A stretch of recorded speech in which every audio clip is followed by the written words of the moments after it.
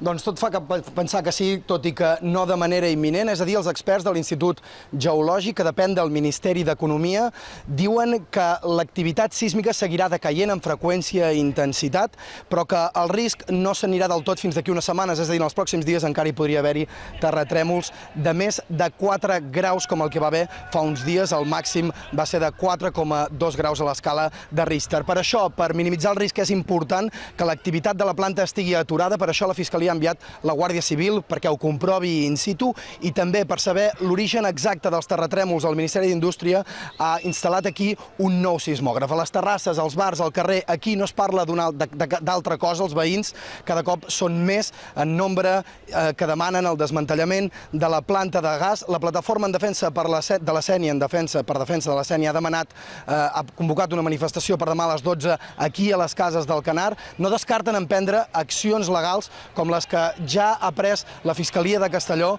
que ha obert diligències per saber què té a veure aquesta planta amb aquests terratrèmols que s'estan produint aquí. Els veïns de les Terres de l'Ebre i la costa de Castelló s'han despertat avui més tranquils. Que no he notat res, no. No he notat res. Esta nit ha sigut tranquil·la. Però la tensió segueix present. Yo sí que estoy nerviosa, sí, mucho, claro. Yo tengo hijos, tengo mis nietos y nos pilla Vinaròs, Benicarlós, todo, las casas, todo.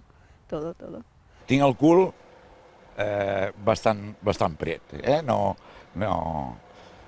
estan tranquils ningú.